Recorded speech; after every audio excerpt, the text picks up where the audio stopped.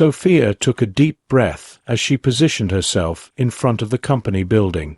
This was her father's company, the place about which she had heard countless stories but had never truly been involved.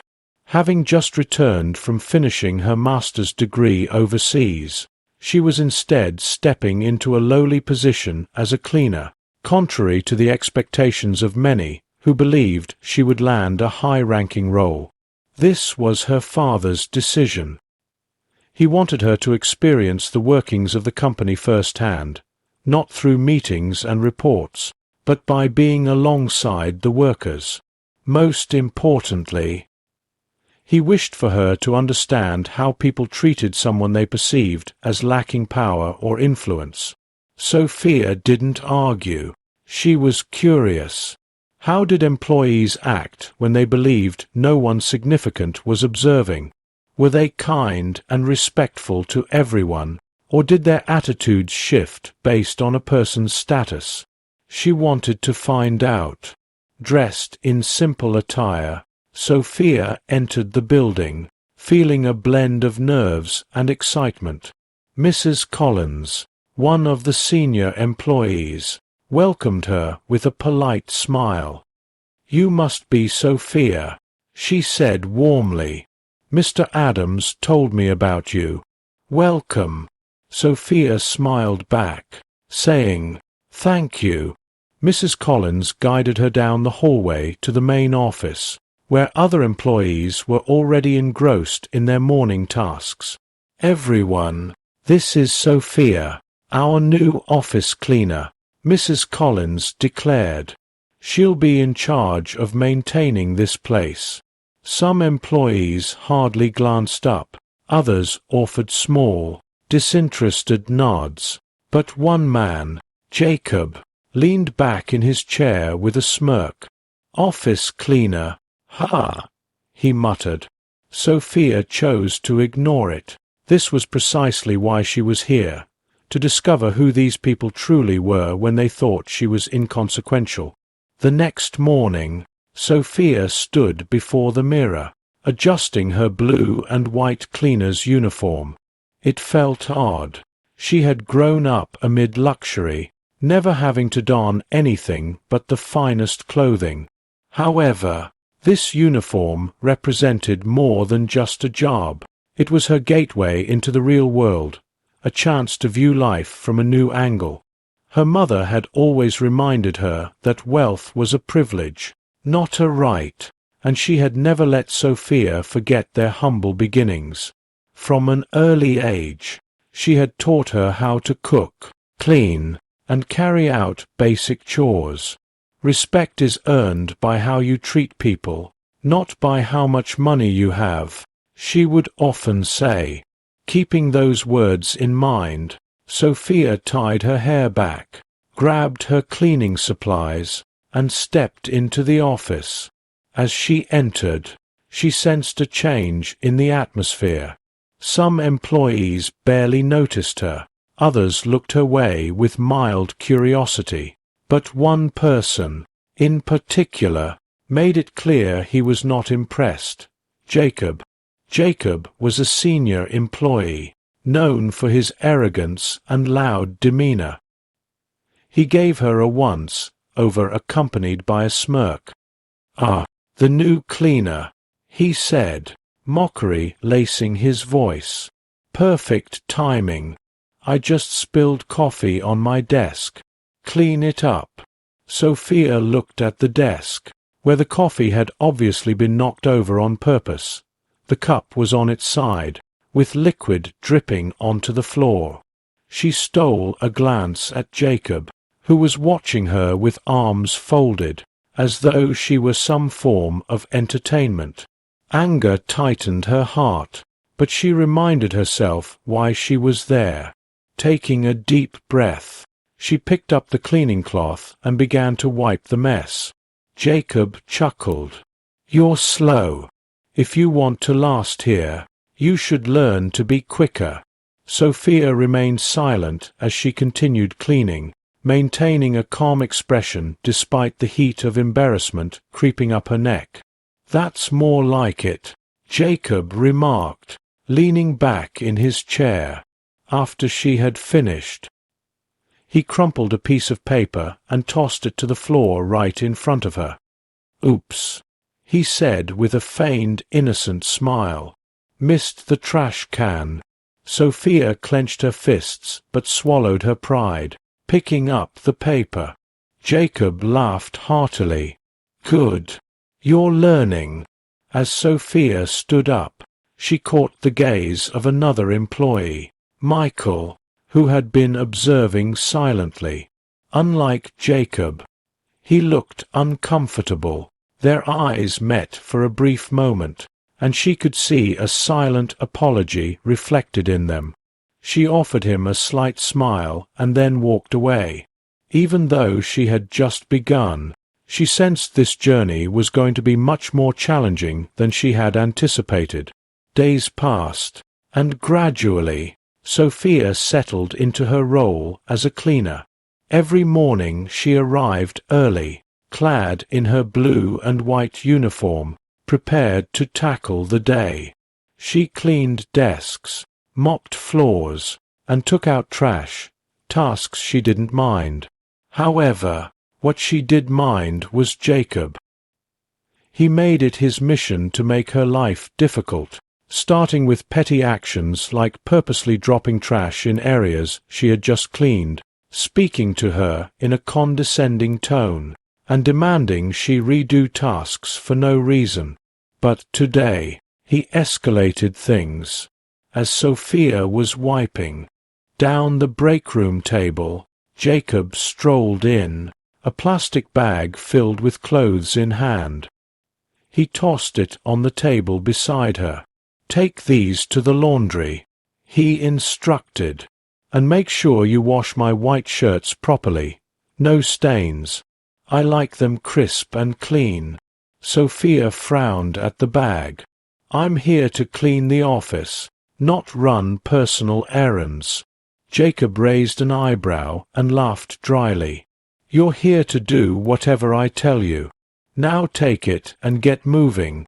Before she could respond, Michael finally spoke up, having watched the interaction unfold. "That's not fair, Jacob," he said. "She's the office cleaner, not your personal maid.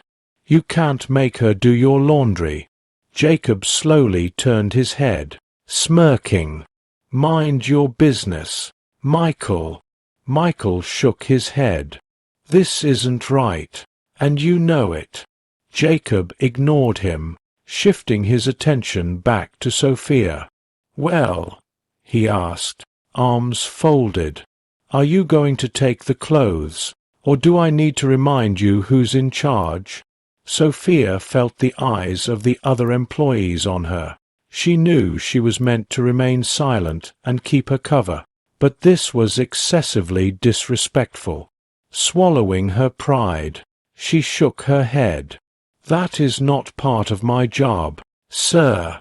For a moment, silence reigned, before Jacob laughed mockingly. "Oh, we have a little rebel here, ha!" Before she could react, Jacob seized a cup of water from the table and poured it over her head. The icy water cascaded down her face, soaking her hair and uniform. Gasps echoed in the break room. A few people looked away, visibly uncomfortable, while others chuckled awkwardly, unsure of how to respond. Sophia stood frozen, water dripping from her chin, her heart racing, yet she refused to lose her cool. She was there for a purpose. Jacob grinned. "Next time, ensure the water you serve me is cold. I don't drink warm water." Michael slammed his hand on the table. "That's enough, Jacob." Jacob shrugged, unfazed. "Relax, Michael. She's just a cleaner. It's her job to handle messes." Clenching her fists, Sophia felt her damp clothes cling to her skin. She had never experienced such humiliation, yet she didn't cry or plead. Instead, she took a deep breath and began wiping the water off the table as if nothing had happened. Michael looked at her with concern. "Sophia," he started, but she subtly shook her head, signaling him not to press the matter. Jacob, clearly enjoying his perceived power, didn't realize Sophia knew something he didn't. His time was drawing closer. Over those few days, Sophia had endured insults, humiliation, and unfair treatment, but she had maintained her composure, observing and mentally noting who showed kindness and who blindly followed Jacob. However, that day, things took a darker turn. It was late afternoon, and many employees were either at their desks or taking brief breaks. Sophia was cleaning the conference room when she heard the door click shut behind her. Turning around, she found Jacob leaning against the door with arms crossed, a smug grin on his face. "You're working hard," he said, stepping closer. "I like that." Sophia stiffened. Something about his tone made her uneasy.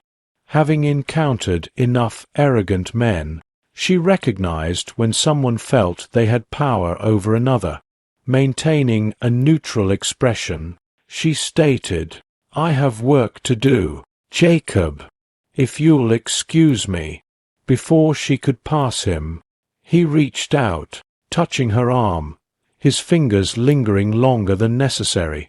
Sophia froze. "You know," Jacob said, lowering his voice, "I could make things a lot easier for you." Sophia jerked her arm away, feeling her skin crawl. "What do you mean?" she asked, her voice tense. Jacob smirked. "I mean, you're new here, but I have influence. I could ensure you receive better treatment, better opportunities, maybe even something more significant than this pathetic cleaning job. All you have to do," he leaned in slightly, "is make me happy." Sickened, Sophia stepped back, her gaze fixed on him. "No," she said firmly. Jacob's smile waned slightly. "Think about it, sweetheart. You work hard, but no one respects you. I could change that. I could protect you." Sophia clenched her fists. "I don't need your protection." Jacob's demeanor shifted. His expression darkened. "You should watch how you speak to me. I have a good reputation here, and no one would believe a lowly cleaner over me." Sophia's pulse raced in her ears, but she refused to show fear. "Maybe no one will believe me now," she quietly replied, "but people always reveal their true selves, and sooner or later, they face the consequences." Jacob scoffed. "Big words for a nobody." He moved past her and flung open the door. "You'll regret this," he said before exiting. Sophia let out a shaky breath. She had seen enough. As she left the room, she noticed the expressions of her colleagues. Some looked at her with sympathy, while others averted their gazes, pretending they hadn't witnessed what just occurred. Yet a few, like Michael, observed Jacob with narrowed eyes, clearly disgusted.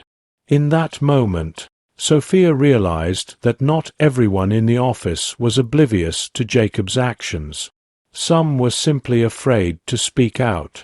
But soon enough, they wouldn't need to fear, for Jacob's time was winding down. The day of the general staff meeting arrived. It was expected to be like any other meeting, but what Jacob was unaware of was that something significant was about to unfold. Sophia stood at the back of the conference room, dressed in her cleaning uniform, as employees settled into their seats. Jacob entered, as usual, flaunting an overconfident smirk. entirely ignorant of the imminent shift in his world. At precisely 10 a.m., Mr. Adams, the CEO, entered the room, silencing the conversations as he took his place at the head of the table. With a commanding presence, he began, "Thank you all for being here. I've called this meeting for an important announcement. But before we proceed," his gaze landed on Sophia, who stood quietly by the door. Before he could say another word, Jacob's voice rang out. "Excuse me, sir." Jacob spoke loudly, directing his attention toward Sophia. "Why is she here?" Sophia met his gaze, remaining silent. "This is a meeting for important people," Jacob continued with a smug grin. "We don't need the cleaning staff here. She should leave." A few employees shifted uncomfortably. Michael clenched his jaw, appearing ready to interject. But before he could, Mr. Adams raised a hand, and the room quieted. "Mr. Jacob," he said steadily, "I personally invited Miss Sophia to this meeting." Jacob's smirk faltered. "But sir, she's just a—" Mr. Adams interjected firmly. "You've said quite enough." Jacob looked around, confusion evident on his face, as Sophia noticed his fingers twitching, doubt creeping into his confidence for the first time. Mr. Adams continued, "For months, I have been preparing for a significant change within this company. As many of you already know, I will be retiring in a few months and have taken time to carefully select my successor." A murmur spread through the room, and Jacob straightened, his ego returning as it became clear he believed himself to be the chosen one. "And today," Mr. Adams revealed, "I want to formally introduce you all to the person who will take my place as the next CEO of this company." Silence enveloped the room as Jacob anticipated Mr. Adams announcing his name. Yet, to his shock, Mr. Adams turned to Sophia and declared, "My successor is Sophia." Gasps permeated the room. Some employees froze in astonishment, while others began whispering among themselves in disbelief. Jacob, on the other hand, went pale. "Sophia," he repeated, blinking rapidly. "Sir, that's not possible. She's just a—" Mr. Adams cut him off. "She is not just anything, Mr. Jacob," his voice sharp. "She is my daughter, Miss Sophia Adams, and she has been working undercover in this company to understand the true character of those employed here." The entire room was engulfed in stunned silence. Jacob's mouth opened and closed, his usual confidence eroding as the realization of everything he had done, the insults, the humiliation, the harassment, was now evident to the one individual he should have feared most. And this was just the beginning of his downfall. The weight of silence bore heavily in the conference room. Jacob's face drained of color, transforming from arrogance to wide-eyed shock. "This has to be a joke," he muttered, shaking his head. "Sir, how can you appoint a low-level employee as CEO?" Mr. Adams leaned forward, his intense gaze fixed on Jacob. "Do you know what happens when people assume things without evidence?" Jacob opened his mouth, yet no words emerged. "Sophia," Mr. Adams prompted, turning toward his daughter, "tell them about your qualifications." Still in her cleaner's uniform, Sophia stood tall. "I have a master's degree in human resources, along with professional certifications in management and corporate leadership." Her voice was clear and unwavering. A few employees gasped, while others exchanged astonished glances. realizing the individual they had overlooked was far more qualified than any of them had presumed. Mr. Adams nodded, continuing with a firm tone.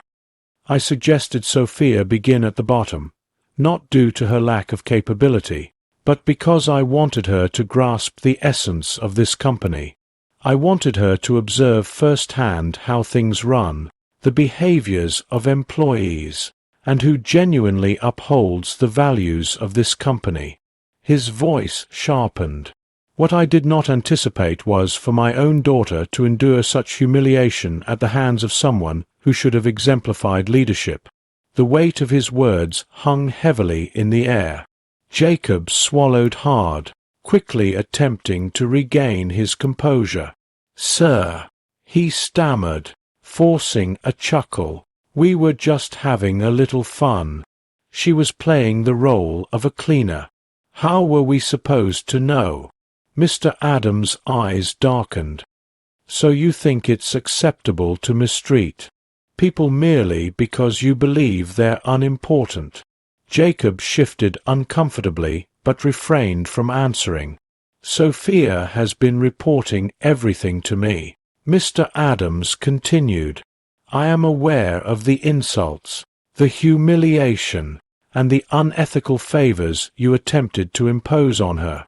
Gasps rippled through the room as some employees turned to Jacob in disgust. "You thought you were untouchable," Mr. Adams stated, his voice steady yet cold, "believing your reputation would shield you. But your actions have spoken louder."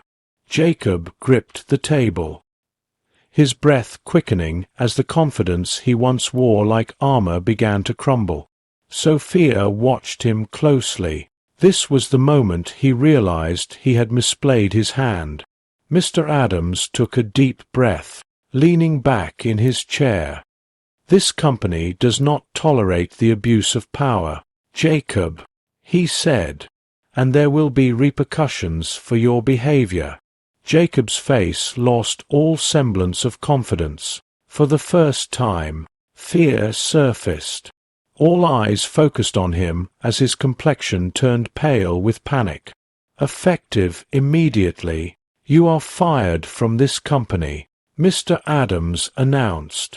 Jacob's eyes widened in horror. "Please, you can't do this."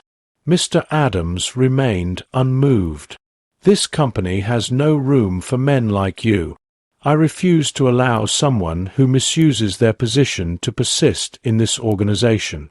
Jacob staggered backward, his hands trembling. "Sir, please.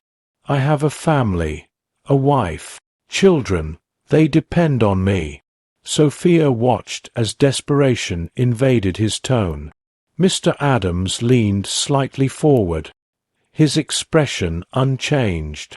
"You forgot about your wife and children when you were harassing my daughter, didn't you?" Jacob opened his mouth, but words failed him. "You treated someone you viewed as beneath you like trash," Mr. Adams maintained, his voice calm yet firm. "And now you plead for mercy when consequences come calling." Jacob dropped to his knees. "Please, sir, I made a mistake. I can change. Just give me another chance." But Mr. Adams had heard enough. Pulling out his phone, he dialed. "Inspector?" "Yes, we're ready." Panic gripped Jacob as his eyes darted around the room. Whispers spread among the employees as they comprehended the unfolding situation. "No, no, no," Jacob murmured, shaking his head. "Sir, please don't do this to me." Before he could utter another word, the office doors swung open, and two uniformed police officers stepped inside. As soon as Jacob noticed them, he sank lower, trembling visibly. "Mr. Jacob," one officer called. Jacob turned to Mr. Adams with tears forming in his eyes. "Please, sir, I swear I didn't mean any harm." It was all a misunderstanding. Sophia felt no sympathy. She had witnessed his true nature, how he laughed at her humiliation and threatened her, how he touched her without consent. This was no misunderstanding. Mr. Adams gestured to the officers. "Take him." One officer seized Jacob by the arm, while the other produced a set of handcuffs. "No, please, don't do this," Jacob screamed, struggling futilely. The entire office watched silently as the once mighty Jacob was dragged away like a criminal. As he was led past Sophia, he turned to her with wild, desperate eyes. "You did this to me," he shouted. "You ruined me." Sophia met his gaze unflinchingly. "No, Jacob," she replied. "You ruined yourself." The officers ushered him through the doors, his cries fading into the hallway, and just like that, he was gone. The atmosphere in the office felt transformed after Jacob's removal. The tension that had lingered for weeks dissipated, replaced by a wave of relief, guilt, and reflection. Some employees who had previously laughed at Jacob's cruel jokes now appeared ashamed, averting their eyes from Sophia, while others, such as Michael, stood taller, knowing they had acted rightly. Mr. Adams allowed the silence to settle before clearing his throat. "Today," he began, his voice strong yet calm, "you all witnessed an important lesson." Employees turned their full attention to him. "This company does not solely belong to me. It belongs to each of you, those who work tirelessly every day to ensure its success. But success is not just about figures or profits. It's about character. It's about how we treat each other, not just our superiors, but those we may believe have nothing to offer us." He paused, letting his words resonate. "Among you are those who chose kindness and integrity, despite pressure to align with a bully." He glanced at Michael and a few others. "For that, you will be rewarded." Murmurs circulated through the room as Mr. Adams turned to his assistant, Mrs. Collins, who handed him a folder. Effective immediately, those who demonstrated honesty and kindness in this workplace will receive promotions and incentives. People like Michael, Mrs. Collins, and others who stood up against mistreatment will receive higher responsibilities with better rewards. Some employees gasped in surprise. Michael's eyes widened. "Sir, really?" Mr. Adams nodded. "You chose to do what was right, even when it was difficult. That is the kind of leadership this company requires." Michael swallowed hard, his hands tremoring slightly as he nodded. "Thank you, sir. I won't disappoint you." Mr. Adams smiled. "I know you won't." He then turned to Sophia, his expression softening. He stepped forward and enveloped her in a warm embrace. "I'm proud of you," he said. "You have shown strength, wisdom, and patience. You endured things no one should have, yet never lost your dignity." Sophia shut her eyes momentarily, cherishing the warmth of her father's embrace. This was more than a business matter. It was about trust. She had earned her place not simply because she was the CEO's daughter, but because she had proven herself. As they separated, Mr. Adams turned to the employees. "Sophia will take over as CEO, and I expect each of you to treat her with the same respect you would give anyone in a lead role. She has worked hard, she has learned, and she is more than capable." Sophia stepped forward, taking a deep breath.